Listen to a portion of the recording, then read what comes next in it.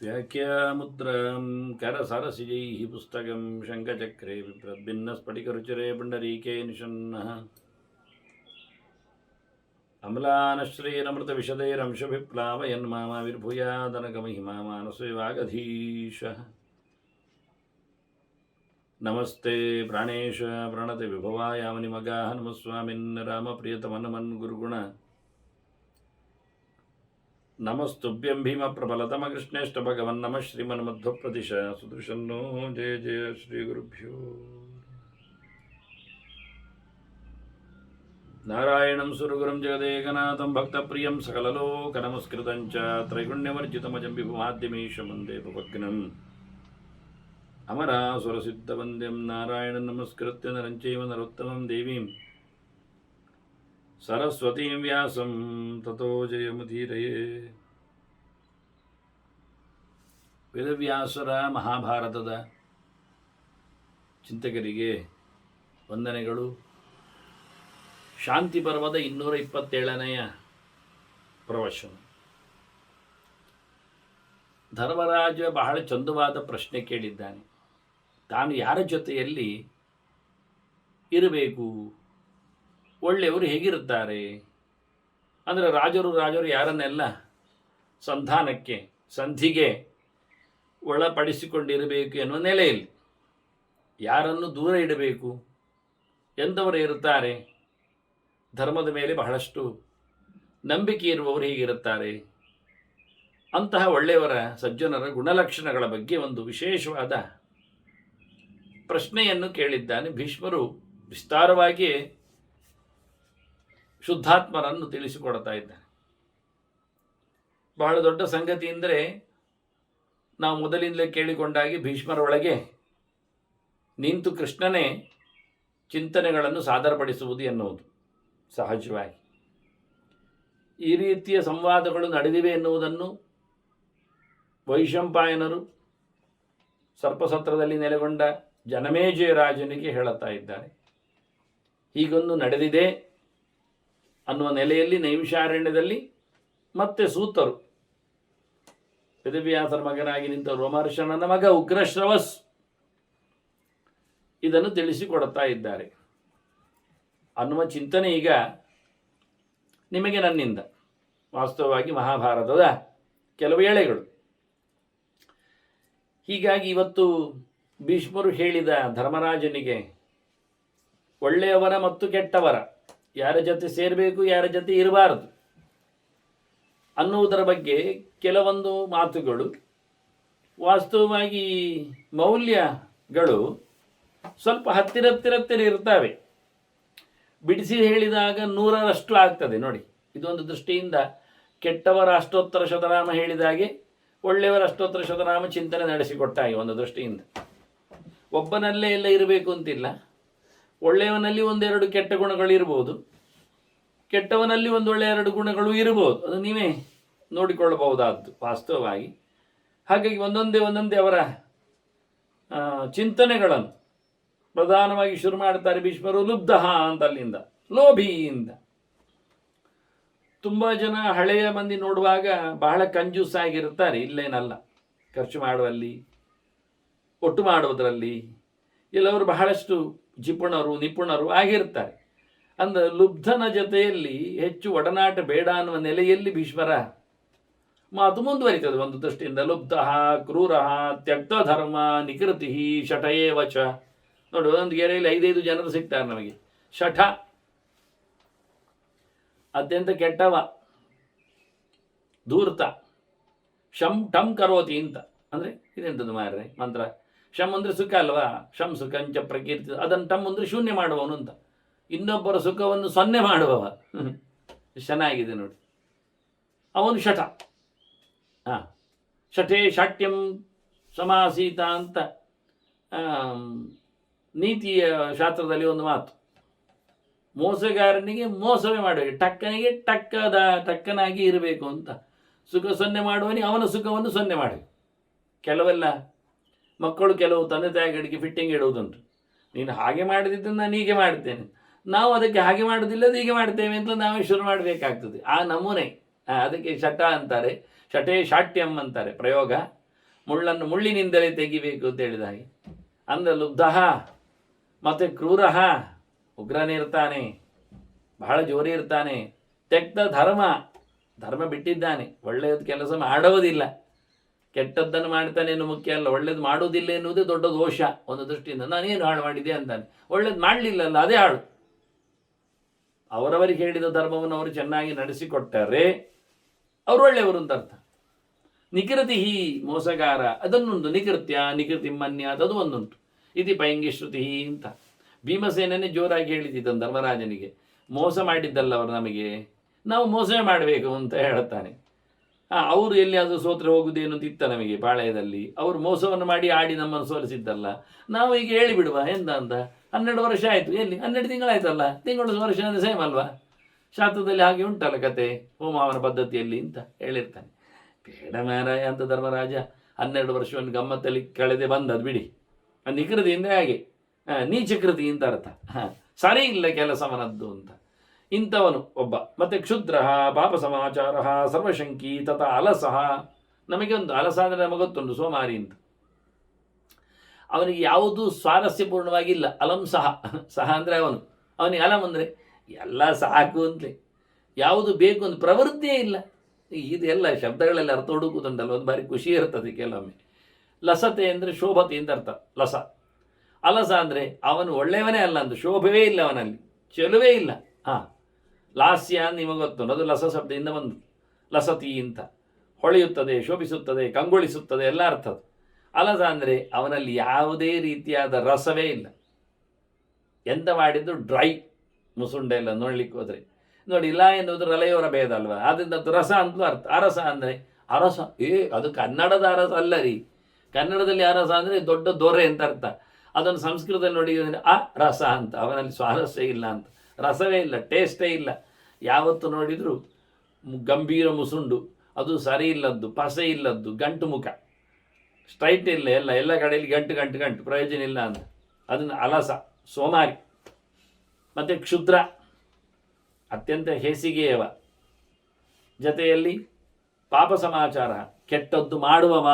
ಹಾಗೆ ಹೇಳಿದೆನು ಒಳ್ಳೆಯದು ಮಾಡುವುದಿಲ್ಲ ಅಂತ, ಹೀಗೆ ಹೇಳಿದನು ಕೆಟ್ಟದ್ದು ಮಾಡುವವ. ಅದೆಂಥದ್ದು ಕೆಟ್ಟದ್ದು ಚೆನ್ನಾಗಿ ಮಾಡುವವ, ಒಳ್ಳೆಯದನ್ನು ಚೂರಾದು ಬಿಟ್ಟವ, ಕೆಟ್ಟದ್ದನ್ನು ಗಟ್ಟಿಯಾಗಿ ಸಂಪೂರ್ಣವಾಗಿ ನಡೆಸಿಕೊಡುವ. ಅದನ್ನು ಮಹಾಪಾಪಿ ಆ ಲೆಕ್ಕದಲ್ಲಿ. ಸರ್ವಶಂಕಿ, ಎಲ್ಲರ ಮೇಲೂ ಸಂಶಯವೇ ಅವನಿಗೆ, ಯಾರನ್ನು ನಂಬುವುದಿಲ್ಲ, ಚೂರು ವಿಶ್ವಾಸ ಇಲ್ಲ, ಎಲ್ಲದರಲ್ಲಿ ಎಲ್ಲರಲ್ಲಿ ಎಲ್ಲ ಯಾವಾಗಲೂ ಆ ಲೆಕ್ಕದಲ್ಲಿ ಪ್ರತಿಯೊಬ್ಬರ ಮೇಲೆ ಪ್ರತಿ ವಿಷಯದಲ್ಲಿ ಸಂಶಯವೇ ಅವನಿಗೆ. ದೀರ್ಘಸೂತ್ರ, ಅನೃಜುಹು, ಕೃಷ್ಟ, ಎಲ್ಲ ಜನರಿಂದಲೂ ನಿಂದೆಗೆ ಒಳಗಾದವ, ಬೈಗಳನ್ನು ತಿನ್ನುವವ. ಅವರಿಗೇನೋ ಆಕ್ರೋಶಕ್ಕೆ ಒಳಗಾಗಿದ್ದಾನವನು ಎಲ್ಲರದ್ದು, ಯಾರಿಗೂ ಇಷ್ಟ ಆಗೋದಿಲ್ಲ ಅವ. ಯಾಕೆ ಅಂದರೆ ಅವನು ಅನೃಜು, ಸ್ಟ್ರೈಟ್ ಬಾರ್ಡರ್ಸ್ನೆಲ್ಲ ಎಲ್ಲ ವಾರೆ ವಕ್ರವೇ ಪೆದಂಬೆ ಅವನಂತವನನ್ನು. ಹೇಗೆ ದೀರ್ಘಸೂತ್ರ, ಅಂದರೆ ತಡ ಮಾಡೋದು, ಎಳೆಯುವುದು. ಸೂತ್ರ ಅಂದರೆ ಹಗ್ಗ, ಅದನ್ನು ದೀರ್ಘ ಅಂದರೆ ಎಳೆಯುವುದು ಅಂತ ಅರ್ಥ. ರಬ್ಬರ್ನಾಗಿ ಬರ್ತದ ನೋಡುವ, ಆಗ್ತದ ನೋಡುವ, ನಾಳೆ ಮಾಡುವ, ಮತ್ತೆ ಮಾಡುವ, ಎಂದು ಮಾಡುವ, ಇನ್ನೊಬ್ರು ಮಾಡಿದರೆ ಒಳ್ಳೆಯದಾಗ್ತದೆ ಅಂತ ಕಾಯುವವ. ಆಲಸ್ಯ ಹಾಗೆ ಒಂದು ದೃಷ್ಟಿಯಿಂದ ದೀರ್ಘಸೂತ್ರ, ಟೈಮ್ ಪಾಸಿಂಗ್, ಅದು ಬೆಸ್ಟ್ ವರ್ಣನೆ. ಟೈಮ್ ಪಾಸ್ ಮಾಡುವ, ಸಮಯ ಕೊಲ್ತಾನೆ. ಆದ್ದರಿಂದ ಜನರ ಪೇಷನ್ಸ್ ಸಾಯ್ತದೆ, ಮಾಡುವುದಿಲ್ಲ, ಹೇಳುವುದಿಲ್ಲ, ಇನ್ನೊಬ್ಬರಿಗೆ ತಿಳಿಸಿಕೊಡುವಾಗಿಲ್ಲ, ಆದರೆ ಎಲ್ಲವನ್ನು ತಡಮಾಡ್ತಾ ಇರ್ತಾನೆ. ನಾನು ಸರ್ತಿ ಅಂಗಳದಲ್ಲಿ ಚೊಕ್ಕ ಮಾಡಲಿಕ್ಕೆ ಒಬ್ಬನಿಗೆ ಹಾರೆ ಕೊಟ್ಟು, ಇಡೀ ದಿನದ ಬಾಪ್ತು ನಿನಗೆ ಒಂದಿಷ್ಟು ಮಾಡಿಬಿಡು ಅಂತ ಹೇಳಿದೆ. ಆಯಿತು ಅಂತ ಪೆರತ್ಲಿಕ್ಕೆ ಶುರು ಮಾಡಿದ್ದಾನೆ. ಗಂಟೆ 1 ಆಗಿದೆ, 2 ಆಗಿದೆ, 3 ಆಗಿದೆ. ಅವನು 4 ಅಡಿಯೂ ಉದ್ದಕ್ಕೆ ಹೋಗಲಿಲ್ಲ ಅಂಗಳದಲ್ಲಿ, 40 ಅಡಿ ಅಷ್ಟುಂಟು ಜಾಗ. ನಾನು ಹೇಳಿದ್ದು ಯಾವಾಗ ಆಗುತ್ತೆ, ಮಾಡುವರಿ ಮಾಡಿದ್ದೇನೆ, ಮತ್ತೆ ಯಾವಾಗ ಮುಗ್ದಂತ ದುಡ್ಡು ಕೊಡಲಿ, ಹೇಗೆ ಅದು ಇವತ್ತು ಕೊಡು, ಇದು ಹೇಗಾಗುತ್ತೆ ಹೇಳಿದೆ. ಅದೇನು ಮೇಲಿನ ಲೇಯರಲ್ಲಿ ಒಂದಿಷ್ಟು ಮಣ್ಣಾದರೂ ಹೋಗ್ತಾ ಇಲ್ಲ, ಗಿಡದ ಬೇರು ಬಿಡಿ, ಅವನು ಹಾರು ಹಿಡ್ಕೊಂಡಿದ್ದಾನೆ ಅಂತ ಗೊತ್ತಿಲ್ಲ, ಎಂಥ ಜಡಭರತನೋ ಆಗಿರ್ಬೋದು ಪುಣ್ಯಾತ್ಮ, ಇರಲಿ. ಹಾಗಾಗಿ ಟೈಮ್ ಹೇಳಿದ್ದು, ಮಾಡುತ್ತೇನೆ. ಇನ್ನೊಬ್ಬರಿಗೆ ಕೊಡದಂತೆ ತಾನು ಮಾಡದಂತೆ ಮತ್ತೊಬ್ಬರ ತಾಳ್ಮೆಯನ್ನು ಪರೀಕ್ಷೆ ಮಾಡುವ ಒಬ್ಬ ವ್ಯಕ್ತಿ ಆಗ್ತಾನೆ ದೀರ್ಘಸೂತ್ರಿ ಒಂದು ದೃಷ್ಟಿಯಿಂದ. ಇನ್ನು ಭೀಷ್ಮರು ಹೇಳ್ತಾರೆ ಗುರುದಾರ ಪ್ರದರ್ಶಕ ಅಂತ. ಇದು ಕೆಟ್ಟತನದಲ್ಲಿ ಒಂದು ವಸ್ತು.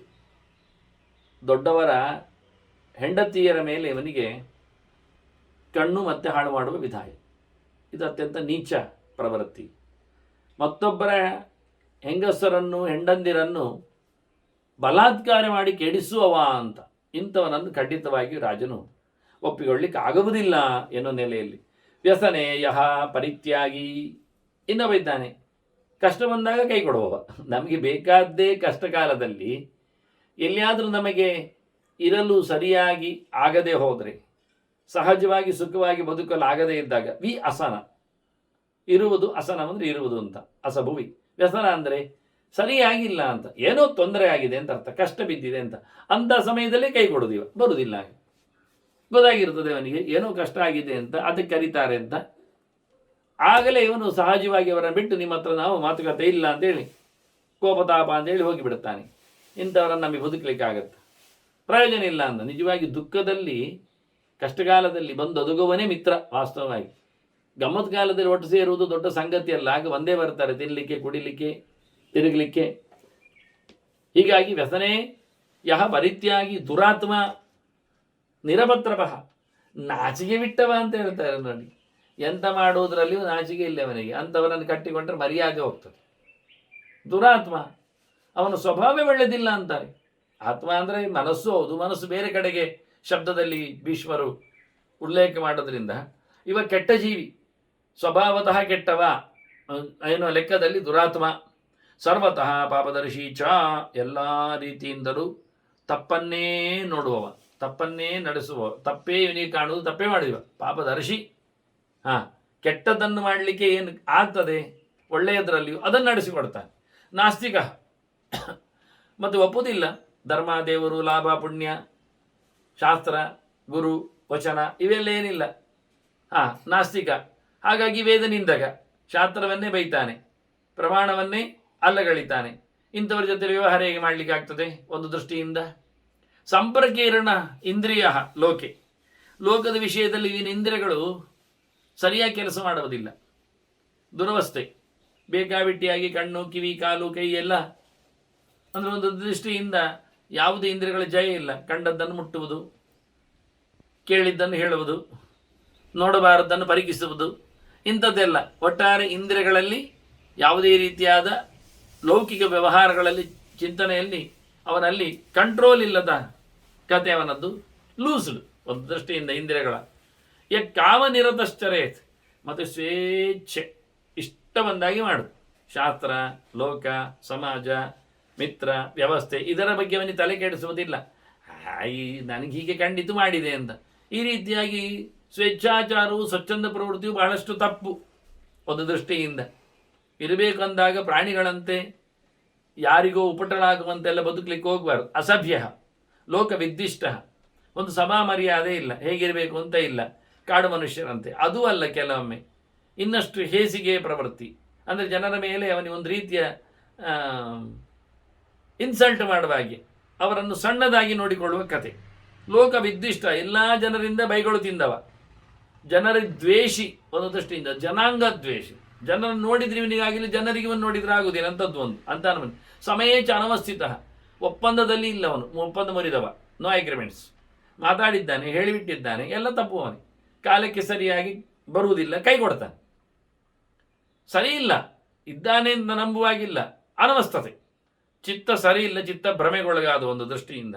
ಮತ್ತೆ ನೋಡ್ಲಿಕ್ಕೆ ಹೋದ್ರೂ ಸಹ ಅಕೃತ ಪ್ರಜ್ಞ ಒಂದು ದೃಷ್ಟಿಯಿಂದ, ಪಿಶುನಃ ಚಾಡಿಗಾರ, ಯಾರ ಹತ್ರ ಎಲ್ಲ ಹೇಳಿಕೊಂಡು ಪಿಸ್ರಂಟಿಯವ, ಇನ್ನೊಬ್ಬರದ್ದು ಸುದ್ದಿ ಮತ್ತೊಬ್ಬರಿಗೆ ತಿಳಿಸಿ ಒಟ್ಟಾರೆ ಕಿವಿ ಕೆಡಿಸುವವ, ಹಾಳು ಮಾಡುವವ. ಒಳ್ಳೆ ತಿಳ್ಕೊಳ್ಳಿಲ್ಲ, ಶಾಸ್ತ್ರ ಚಿಂತನೆ ಬರಲಿಲ್ಲ, ತಲೆ ನೆಟ್ಟಗಿಲ್ಲ, ವಿವೇಕ ಏನು ಜಾರಿದೆ. ಇಂಥ ವ್ಯಕ್ತಿ ಚೆನ್ನಾಗಿ ಅಭ್ಯಾಸ ಮಾಡದ ಅಧ್ಯಯನವನದು. ಆ ದೃಷ್ಟಿಯಿಂದ ಮತ್ಸರಿ, ಪಾಪ ನಿಶ್ಚಯ, ಮತ್ತೊಬ್ಬರ ಏಳಿಗೆಯನ್ನು ಕಂಡು ಹಲಬುವವ, ಬೈದುಕೊಳ್ಳುವವ, ಅದು ಕಂಡರೆ ಆಗದೆ ಬೊಬ್ಬೆ ಹೊಡೆಯುವವ. ಅದಕ್ಕಾಗಿ ಏನಾದರೂ ಕೆಟ್ಟ ಕೆಲಸ ಮಾಡಲಿಕ್ಕೆ ಗ್ಯಾರಂಟಿ ನಿಂತು ಬಿಡ್ತಾನೆ. ಪಾಪದಲ್ಲೇ ನಿಶ್ಚಯ ಅವನಿಗೆ, ಅನ್ಯಾಯ ಮಾಡುವುದರಲ್ಲೇ ಅವನು ತೀರ್ಮಾನ ಪಡಿತಾನೆ. ಕೊನೆಗೇನು ಕೇಳಿದರೆ ಇಷ್ಟೇ, ಇನ್ನೊಬ್ಬರನ್ನು ಹಾಳು ಮಾಡುವುದು, ಕೆಡಿಸುವುದು. ದುಶ್ಶೀಲ ಅದು ಅಕೃತಾತ್ಮಾಚ. ನೋಡಿ, ಮನಸ್ಸು ನೆಟ್ಟಗಿಲ್ಲ, ಇಲ್ಲದ ನೆಟ್ಟಿಕೊಂಡು. ಆತ್ಮ ಅಂದರೆ ದೇಹ, ಹೌದು, ಒಳ್ಳೆ ಕೆಲಸವೇ ಮಾಡದ ದೇಹ, ಅದು ಪ್ರಯತ್ನವೇ ಪಟ್ಟಿಲ್ಲ, ದೇಹ ದುಡಿಯುವುದೇ ಇಲ್ಲ, ಆ ನಮನಿ ಮೈಗಳ್ಳ ಒಂದು ದೃಷ್ಟಿಯಿಂದ ನೋಡಲಿಕ್ಕೆ ಹೋದರೆ. ತನ್ನ ದೇಹವನ್ನು ತಾನು ಸಾಕಿಕೊಳ್ಳಲಿಕ್ಕೆ ನೋಡುವ ಒಂದು, ಯಾವುದಕ್ಕೂ ಸಹ ಅದನ್ನು ಒಳ್ಳೆ ರೀತಿಯಿಂದ ದುಡಿಸಿಕೊಂಡು ಒಳ್ಳೆಯವರಿಗೋಸ್ಕರ ಏನಾದರೂ ಸಹಾಯ ಆಗಲಿ ಅಂತ ಹೇಳಿಕೊಳ್ಳುವವಲ್ಲ ಅಂಥವನು ಇದ್ದಾನೆ. ಜೊತೆಯಲ್ಲಿ ಅವನು ದುಶೀಲ, ಕೆಟ್ಟ ಚಾರಿತ್ರ್ಯವ, ಒಳ್ಳೆದಿಲ್ಲ, ಹೇಳಲಿಕ್ಕೆ ಬರುವುದಿಲ್ಲ, ಕ್ಯಾರೆಕ್ಟರ್ಲೆಸ್ ಪರ್ಸನ್. ಆ ದೃಷ್ಟಿಯಿಂದ ನೃಶಂಸಃ, ಬಹಳ ಕ್ರೂರಿ, ಮನುಷ್ಯ ಕಂಡ್ರೆ ಹೊಡೆಯುವುದು, ಹಿಂಸೆ ಮಾಡುವುದು, ಬಡಿಯುವುದು, ದೂಡುವುದು, ಕಚ್ಚುವುದು, ಇಂಥದ್ದೇನೋ ಹಿಂಸೆ ಮಾಡುವ ಸ್ವಭಾವದವ. ಕಿತವಹ, ಮೋಸಗಾರ. ಮುಖ್ಯವಾಗಿ ಜೂಜುಕಟ್ಟೆಯಲ್ಲೆಲ್ಲ ಕಿತವರೇ ಇರುವುದು, ಮೋಸಗಾರರೇ ಇರುವುದು. ಏನು ತಪ್ಪಿಸ್ತಾರೆ, ನಿಂದೆಂಥದ ಕೇಳಿಕೊಂಡು ಕಿಂತವ ಅಂತ ಹೇಳಿದವರು ಕಿತವ ಅಂತ, ನಿಂದೆಂಥದ ಹೇಳಿಕೊಂಡು ಅವನದ್ದು ಕಬಳಿಸುವವ ಮೋಸ. ನಿಂದೆಂಥದಿಲ್ಲ, ಎಲ್ಲ ನನ್ನದೇ ಅಂತ ಹೇಳಿಕೊಂಡು ಎಲ್ಲವನ್ನು ಇನ್ನೊಬ್ಬರದ್ದು ಟೋಪಿಯಾಗಿ ಎಳೆದುಕೊಳ್ಳುವವ. ಮಿತ್ರೈಹಿ ಅರ್ಥಕೃತಿ ನಿತ್ಯಂ, ತನ್ನೇನು ದುಡ್ಡಿನ ಕೆಲಸ ಇದ್ರೂ ಇನ್ನೊಬ್ಬರ ಕಿಸೆಯಿಂದಲೇ ನೋಡಿ. ಮಿತ್ರರನ್ನು ಬೋಳಿಸುವವ, ಮಿತ್ರರನ್ನು ಉಳಿಸುವವಲ್ಲ, ಬೆಳೆಸುವವಲ್ಲ. ಅವರ ದುಡ್ಡಿನಿಂದ ಇವನ ಸೇವೆ ಮಾಡಿಕೊಳ್ಳುತ್ತಾನೆ. ಎಲ್ಲ ಅವರ ಖರ್ಚಿನಲ್ಲೇ ಇವನದು ದಿನನಿತ್ಯ ಇದೇ ಆಗ್ತದೆ. ಇಂಥವರನ್ನು ಫ್ರೆಂಡ್ ಮಾಡ್ಲಿಕ್ಕೆ ಆಗ್ತದ ಅಂತಾರೆ. ಮತ್ತು ಎಲ್ಲಿ ನೋಡಿದರಲ್ಲಿ ಅವನ ಕಣ್ಣೀರುವುದು ದುಡ್ಡಿನಲ್ಲೇ, ಯಾವಾಗಲೂ ಹುಡುಕ್ತಾ ಇರ್ತಾನೆ. ಧನೇಪ್ಸಯ ಅಟತೆ, ಅವನು ಎಲ್ಲಿಯಾದ್ರೂ ತಿರುಗಲಿಕ್ಕೆ ಏನಾದರೂ ಕೆಲಸಕ್ಕೆ ಹೋದರೆ ಮಾಡೋದು ದುಡ್ಡಿಗೋಸ್ಕರವೇ. ದುಡ್ಡಿನ ಮೇಲೇ ಕಣ್ಣು, ಒಂದು ದೃಷ್ಟಿಯಿಂದ ಹಿರಣ್ಯಾಕ್ಷಯವ, ದುಡ್ಡೆಲ್ಲಿ ಬರ್ತದೆ ಅಂಥ ಕಡೆಯಲ್ಲಿ ಕೆಲಸ ಮಾಡ್ತೇವೆ, ಇನ್ನು ಅದಿಲ್ಲ. ಅಸ್ಥಾನ ಕ್ರೋಧನ ಎಷ್ಟು, ಮತ್ತು ಸುಮ್ಮನೆ ಸಿಟ್ಟು ಮಾಡೋದು. ನಿಜವಾಗಿ ಸಿಟ್ಟಿನ ಕಥೆ ಅಲ್ಲ, ಮಾಡಬೇಕಾಗಿರಲಿಲ್ಲ. ಆದರೂ ಯಾರ್ಯಾರ ಮೇಲೆ ಅವನಿಗೆ ಭಯಂಕರ ಸಿಟ್ಟು, ತನ್ನಷ್ಟಕ್ಕೆ ಮೂಗಿನಲ್ಲಿ ಕೋಪ ಬೇಗ ಬರುವುದು, ಇದು ತಪ್ಪು ಅಂತಾರೆ ಒಂದು ದೃಷ್ಟಿಯಿಂದ. ಅಕಸ್ಮಾತ್ ಚವಿರಜ್ಯತೆ, ಮತ್ತೆ ಕೆಲವೊಮ್ಮೆ ಧರ್ಮಕ್ಕೆ ವೈರಾಗ್ಯ ಬರುವುದು, ಯಾರದ್ದ ಮೇಲೆ ಯಾವುದವರ ಮೇಲೋ. ಇದೆಂತ ಕತೆ ಮಾರ್ಯಾರೆ, ಕಷ್ಟ ಇದು. ಒಪ್ಪಿಕೊಂಡಿರ್ತಾನೆ, ನಡೆಸ್ತಾ ಇರ್ತಾನೆ, ಯಾರಿಗೆ ಬೇಕು ಮಾರಿ ಕೆಲಸ ಅಂತ ಕೈ ಬಿಟ್ಟೇ ಹೋಗುದು ಮಧ್ಯೆಯಲ್ಲಿ. ಕಾರಣ ಇಲ್ಲದೆ ಮಧ್ಯೆಯಲ್ಲಿ ಯಾರು ಕೈ ಕೊಡುತ್ತಾನೆ? ಇಂಥವರನ್ನು ನಂಬುವುದು ಹೇಗೆ? ಅವರಿಗೆ ಅದರಲ್ಲಿ ದೃಢವಾದ ದೊಡ್ಡದಾದ ವೈರಾಗ್ಯ. ಇದೆಲ್ಲ ಯುದ್ಧರಂಗದಲ್ಲಿ ಬಂದರೆ ರಾಜನ ಕಥೆಯನ್ನು ಸೇನಾಪತಿ ಮಾಡ್ತಾನೆ. ಇವತ್ತು ಹೋರಾಟ ದೊಡ್ಡ ಮಟ್ಟಿನದು, ಹೊರಡು ಅಂದರೆ ನನಗೆ ದೇವರು ಹೆಚ್ಚು ಇಷ್ಟ ಆಗ್ತದೆ, ಸುಮ್ಮನೆ ಯಾಕೆ ಅಂತ ಇದು ಹೇಳಿಬಿಟ್ರೆ ಅವನು ಮತ್ತೆ ಯಾರನ್ನು ನಂಬಿ ಹೊರಡುವುದು ಹೋರಾಟವನ್ನು? ಇಂಥ ಜನರಲ್ಲಿಯೂ ರಾಜನಿಗೆ ಹೋಗ್ಲಿಕ್ಕೆ ಆಗುವುದಿಲ್ಲ. ಇನ್ನು ಕಾರ್ಯೋಪಸೇವಿ ಮಿತ್ರೇಶ್, ಕೆಲಸ ತನ್ನ ಕೆಲಸಕ್ಕೋಸ್ಕರ ಮಿತ್ರರನ್ನು ಸಾಕ್ತಾನೆ, ಒಟ್ಟರೆ ಇರ್ತಾನೆ. ಅದರ ಆಚೆಗಿಲ್ಲ. ಕೆಲಸ ಆಗುವಾಗ ಭಾರಿ ಒಳ್ಳೆಯವ, ಕೆಲಸ ಆದ ನಂತರ ಅಲ್ಲಿಂದ ಬದಲಾಡ, ಅಲ್ಲಿಲ್ಲ. ಮತ್ತೆ ಸ್ವಾರ್ಥಕ್ಕೋಸ್ಕರ ಮಾತ್ರವೇ ಇನ್ನೊಬ್ಬರನ್ನು ನಂಬಿಕೊಳ್ಳುವವನನ್ನು ನಾವು ನಂಬುವ ಕತೆ ಹೇಗೆ? ಅವನ ಕೆಲಸ ಅಲ್ಲಾದರೆ ನಮಗೆ ಕೆಲಸ ಆಗುವುದಿಲ್ಲ. ಕೊನೆಗೆ ನೋಡ್ಲಿಕ್ಕೆ ಹೋದ್ರೆ ಮಿತ್ರ ದ್ರೋಹಿ. ಭೀಷ್ಮರು ಹೇಳ್ತಾರೆ, ನರಾಧಿಪ ನೋಡು, ಧರ್ಮರಾಜ ಮಿತ್ರರಿಗೆ ದ್ರೋಹ ಬಗೆಯೂ ಇದ್ದಾನಲ್ಲ, ಅವನ ಜೊತೆಲಿ ಯಾವತ್ತೂ ಸೇರಬಾರ್ದು. ಅವ್ರಿಗೆ ದೊಡ್ಡ ಸ್ಟೇಟ್ಮೆಂಟ್ ಕೊನೆಗೆ ನೋಡ್ಲಿಕ್ಕೆ ಹೋದ್ರೆ ಅಂತ ಕೇಳುವ ಅವರ ಬಾಯಲ್ಲಿ. ಮಿತ್ರದ್ರೋಹಿಯು ನಮಗಾಗುವುದಿಲ್ಲ ಅಂತ ಹೇಳಿದರು ಒಟ್ಟಿಗೆ. ಮತ್ತು ಕೇಳಲಿಕ್ಕೆ ಹೋದ್ರೆ ಶತ್ರುಹು ಮಿತ್ರಮುಖ ಎಶ್ಚ, ನಿಜವಾಗಿ ಫ್ರೆಂಡ್ ಆಗಿ ಕಾಣ್ತಾನೆ, ಮಿತ್ರರ ಮೋರೆ, ಆದರೆ ನಿಜವಾಗಿ ಅಂತ ಶತ್ರುವೆ. ಒಳಗೆ ಅವನು ನಮ್ಮ ಸುಖವನ್ನು ತ್ರುಟಿ ಮಾಡಲಿಕ್ಕೆ ತೆಗಿಲಿಕ್ಕೆ, ಶತ್ರು ಅಂದ್ರೇನು? ತೃಟ್ಯತೆಯೇನ ಅಂತ, ನಮ್ಮ ಸುಖಕ್ಕೆ ಕೊಳ್ಳೆ ಹೊಡೆಯುವವ ಶತ್ರು ಅಂತ ಅರ್ಥ. ಹಾಗಾಗಿ ಅಂಥವನು ಹೊರಗಿನಿಂದ ಮಿತ್ರನ ಮೋರೆ ಹಾಕಿದ್ದಾನೆ, ಸೋಗು ಹಾಕಿದ್ದಾನೆ. ಅಂತಹ ಒಬ್ಬ ಧೂರ್ತ ಒಂದು ದೃಷ್ಟಿಯಿಂದ, ಒಳಗೊಂದು ಹೊರಗೊಂದಿನವ. ಜಿಹ್ಮ ಪ್ರೇಕ್ಷಿ ವಿಲೋಚನ, ಮೆಳ್ಳೆಗಣ್ಣಿನವ, ಅಡ್ಡ ನೋಡುವವ, ವಾರೆ ನೋಟದವ. ಆ ಲೆಕ್ಕದಲ್ಲಿ ಅವನು ಸುಳ್ಳೇ ನೋಡ್ತಾನೆ ಅಂತ. ಜಿಹ್ಮ ಪ್ರೇಕ್ಷಿ, ಕಪಟ ಅವನ ದೃಷ್ಟಿ. ಅವನ ದೃಷ್ಟಿಯಲ್ಲೇ ನಮ್ಮ ಮೇಲೆ ಏನೋ ಒಂದು ಕಪ್ಪು ಕಣ್ಣು, ಓರೆ ಕಣ್ಣು ಇದ್ದಿರುತ್ತದೆ, ಸಮ ಇಲ್ಲವ. ಮೋಸದ ಕಣ್ಣಿನವ ಆ ಲೆಕ್ಕದಲ್ಲಿ. ಪಾನಪಃ ದ್ವೇಷಣ, ಕ್ರೋಧಿ, ಕ್ರೋಧ ದ್ವೇಷ ಜೊತೆಯಲ್ಲಿ ಕುಡಿಯುವವ, ಇಂಥವ್ರು ಬೇಕಾ ನಮಗೆ ಅಂತಾರೆ. ನಿರ್ಘೃಣ ಪರುಷಃ, ಬಹಳ ಹಾರ್ಷ್, ದಯೆಯೇ ಇಲ್ಲ ಇಂಥವನು ಆ ಲೆಕ್ಕದಲ್ಲಿ. ಕೃತಜ್ಞಶ್ಚ ಅಧಮಃ ಲೋಕೆ, ಲೋಕದಲ್ಲಿ ಅತ್ಯಂತ ಕೆಟ್ಟವ, ಮಾಡಿದ ಉಪಕಾರವನ್ನು ಮರೆಯುವವ. ಅಷ್ಟೇ ಅಲ್ಲದೆ ಮಾಡಿದ ಉಪಕಾರನಿಗೆ ಅಪಕಾರ ಮಾಡುವ ಬೇರೆ. ತಥಾ ಪ್ರಾಣಿವಧೇ ರತಃ, ಸಿಕ್ಕಾಪಟ್ಟೆ ಪ್ರಾಣಿಗಳನ್ನು ಜನರನ್ನೆಲ್ಲ ಹಿಂಸೆ ಮಾಡುವವ, ಕೊಲೆ ಮಾಡುವವ. ಪರೋಪತಾಪಿ ಮಿತ್ರದೃಕ್, ಮಿತ್ರರಿಗೆ ಅನ್ಯಾಯ ಮಾಡುವವ. ಅಷ್ಟೇ ಅಲ್ಲದೆ ಯಾರು ಸಿಕ್ಕಿದ್ರು ಅವರ ಮೇಲೆ ಹಾರುವವ. ಪರ ಉಪತಾಪಿ, ಕಂಡಾಪಟ್ಟೆ ಜನರನ್ನು ರೇಗಿಸುವವ. ದದತಶ್ಚೇತ ಶಕ್ತಿಯೋನ ತುಷ್ಯತಿ, ಮಂದದಿ, ಮಂಡೆ ಕಮ್ಮಿಯವ, ಆಯ್ತಾ, ಬುದ್ಧಿಮಂದ. ಹಾಗೆ ಎಷ್ಟು ಕೊಟ್ಟರೂ ಸಂತೋಷ ಇಲ್ಲ ಅವನಿಗೆ, ದುಡ್ಡು ಕೊಷ್ಟಷ್ಟು ನುಂಗ್ತಾನೆ, ಕೆಲಸ ಮಾಡುವುದಿಲ್ಲ, ಪಡೆದಷ್ಟು ಅವನಿಗೆ ಕಮ್ಮಿಯೇ ಕಾಣುತ್ತದೆ. ಅಂಥವ್ರು ಅಧೈರ್ಯಮಪಿಯುಂಕ್ತೆ ಸದಾ ಮಿತ್ರಂ ನರಾಧಮ. ಎಷ್ಟು ಕೆಟ್ಟವ ಕೇಳಿದರೆ ಫ್ರೆಂಡನ್ನು ಎಂಥ ಕಷ್ಟಕಾಲದಲ್ಲಿ ದೂಡುದೆ. ಆ ವಿಷಯದಲ್ಲಿ ಧೈರ್ಯ ಇಲ್ಲ ಮಿತ್ರನಿಗೆ, ಆದರೂ ಅವನನ್ನು ಯಾವತ್ತು ಒಂದೆರಡು ಸರ್ತಿ ಕೆಲಸ ಮಾಡಿಸುವುದಲ್ಲ, ಎಲ್ಲ ರಿಸ್ಕ್ ಕೆಲಸಗಳಲ್ಲೆಲ್ಲ ಅವನನ್ನು ತೊಡಗಿಸಿ ಆ ನಮೂನೆ ಉಪಯೋಗಿಸಿಕೊಳ್ಳುವವ ಇವ ಎಂಥ ಮಿತ್ರನಾಗ್ತಾನೆ ಅವನು ಆ ಲೆಕ್ಕಾಚಾರದಲ್ಲಿ. ಸುವೃದ್ಧಶ್ಚೈವ ಕಲ್ಯಾಣಾನ್ ಅನು ತ್ಯಜತಿ. ಒಳ್ಳೆ ಫ್ರೆಂಡ್ ಇದ್ದಾನೆ, ಒಳ್ಳೆ ಕೆಲಸ ಮಾಡಿದ್ದಾನೆ, ಆದರೂ ಕೂಡಲೇ ಬಿಡ್ತಾನೆ, ಕೆಲಸ ಆಗುವವರೆಗೆ ಕಾಯ್ತಾನೆ. ಒಳ್ಳೆದಾದ ತಕ್ಷಣ ಅವನು ಬಿಟ್ಟಾಯ್ತು ಅಂತ ಕಿಲಿಬಿಸಿ ಪಾಪಿ, ಕೆಟ್ಟದ್ದನ್ನು ನೋಡುವವ. ಒಳ್ಳೇದಾಯ್ತು ಆದ ತಕ್ಷಣ ಇನ್ನೇನಾದ್ರು ಹಾಳು ಮಾಡಿದರೆ ಹೊರಗಾಕಿ ಆಯ್ತು ಅವನನ್ನು, ಎಲ್ಲಿ ಅದನ್ನು ಉಪಕಾರ ಕೇಳಿದರೆ ಬಿಟ್ಟುಕೊಟ್ಟಾಯ್ತು ಅವನನ್ನು. ಅಲ್ಪೇಪಿ ಅಲ್ಪಕೃತೆ ಮೂಢೆ ನ ಸಂಸ್ಮರತಿ ಯತ್ಕೃತ. ಏನೋ ಒಂದು ಸಣ್ಣದ ಅಪಚಾರ ಆಗಿರ್ಬೋದು ಪ್ರಮಾದದಿಂದ, ಹಾಗಿದ್ರು ಮಾಡಿದೆಲ್ಲ ಉಪಕಾರಗಳನ್ನು ಮರೆತು ಬಿಡ್ತಾನೆ.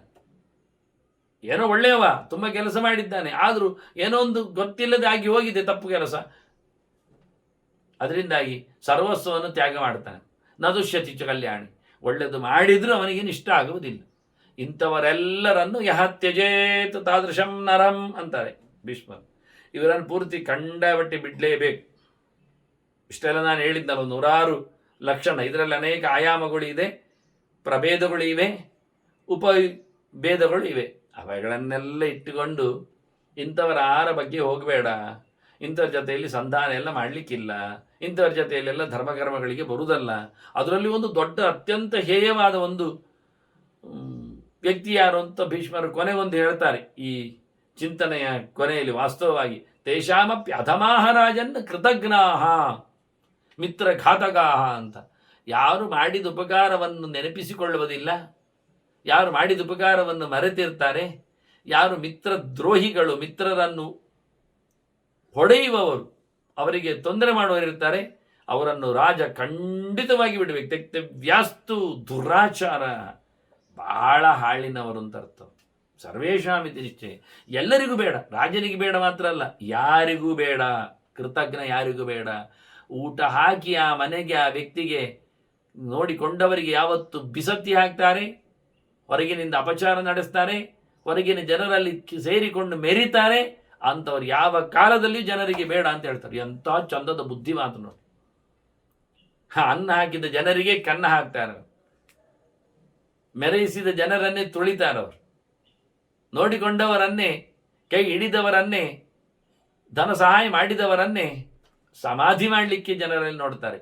ಇಂತಹ ಪಾಪಿ ಜನರು ಇರ್ತಾರೆ, ಅಂಥವರ ಜೊತೆಯಲ್ಲಿ ಎಂದೂ ಸೇರ್ಲಿಕ್ಕಿಲ್ಲ ಅಂತ ಬಹಳ ಶುದ್ಧವಾದ ಹೃದಯದಿಂದ ಭೀಷ್ಮರು ಏನೊಂದು ಶಾಸ್ತ್ರ ಸಮಾಚಾರದಲ್ಲಿ ಕೃತಜ್ಞೆ ನಾಸ್ತಿ ನಿಷ್ಕೃತಿ ಅಂತ ಉಂಟು. ಮಾಡಿದ ಉಪಕಾರಕ್ಕೆ ಅಪಕಾರ ಮಾಡುವವನಿಗೆ ಯಾವ ಪ್ರಾಯಶ್ಚಿತ್ತವೂ ಇಲ್ಲ, ಯಾವ ಜನ್ಮದಲ್ಲಿ ಅವರಿಗೆ ಉದ್ಧಾರ ಆಗುವುದಿಲ್ಲ ಅಂತ ಏನಿದೆ ಅದನ್ನು ಸ್ಪಷ್ಟವಾಗಿ ಮಿತ್ರದ್ರೋಹಿ ಅಂತ ಕರೀತಾರೆ.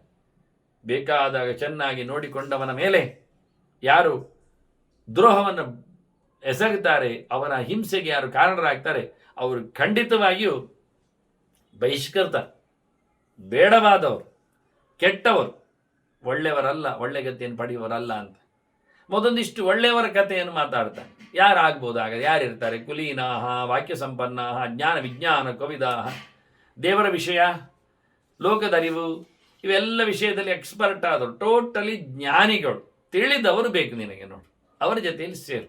ವಾಸ್ತವವಾಗಿ ಸಂಧೇಯ, ಅವರೆಲ್ಲ ನಿನಗೆ ಪುರುಷೋತ್ತಮ, ಒಳ್ಳೆಯ ಜನರು ಅಂತ ಅರ್ಥ. ಅವರೊಟ್ಟಿಗೆ ಸೇರಬೇಕು. ನೀನು ಸೇರಿಕೊಂಡರೆ ನಿನ್ನ ರಾಜ್ಯ ವಿಸ್ತಾರ ಆಗ್ತದೆ. ಹೇಗೆ ಕೇಳಿದರೆ, ಚಂದಿರನ ಬೆಳಗಿನಂಗಳಂತೆ, ಹುಣ್ಣಿಮೆ ಚಂದಿರ ಮುಗಿಲೆತ್ತರಕ್ಕೆ ಬಂದಾಗ ಎಷ್ಟು ಬೆಳದಿಂಗಳು ಚೆಲ್ಲಿಬಿಡುತ್ತಾವೆ, ಎಲ್ಲ ಕಡೆ ಪಸರಿಸ್ತಾವೆ, ಬೆಳಕಾಗ್ತದೆ. ಹಾಗೆ ಇಂಥವರ ಜೊತೆಯಲ್ಲಿ ನೀನು ಸೇರಿಕೊಂಡ್ರೆ ನಿನ್ನ ರಾಜ್ಯ ವಿಸ್ತಾರ ಆಗ್ತದೆ, ನಿನ್ನ ಕೀರ್ತಿ ಬೆಳೀತದೆ, ನಿನ್ನ ಗುಣವಂತಿಕೆ ಜನರಿಗೆ ಅನುಕೂಲಕ್ಕೆ ಸಿಗ್ತದೆ ಅಂತ. ಒಳ್ಳೆ ಕುಲದಲ್ಲಿ ಬಂದವರು, ವಂಶದ ಅಂದರೆ ಒಂದು ದೃಷ್ಟಿಯಿಂದ ವಂಶದಲ್ಲಿಯೇ ಒಂದು ದೃಷ್ಟಿಯಿಂದ ಅವರಲ್ಲಿ ಒಳ್ಳೆಯತನ ಇದೆ, ಆನುವಂಶಿಕ ಪ್ರಭಾವ. ಆ ದೃಷ್ಟಿಯಿಂದ ವಾಕ್ಯ ಸಂಪನ್ನಾಹ, ಪ್ರಮಾಣಬದ್ಧರು, ಪ್ರಮಾಣಶೀಲರು, ಮಾತಿಗನ್ನು ವಾಕ್ಯ ಪ್ರವೃತ್ತಿ ವಾಕ್ಯ ನಿವೃತ್ತಿ ಹೇಳಿದ ಹಾಗೆ, ಮಾತು ಇದೆ ಮಾಡ್ತಾರೆ, ಮಾತಿಲ್ಲ ಬಿಡ್ತಾರೆ, ಇಷ್ಟೇ.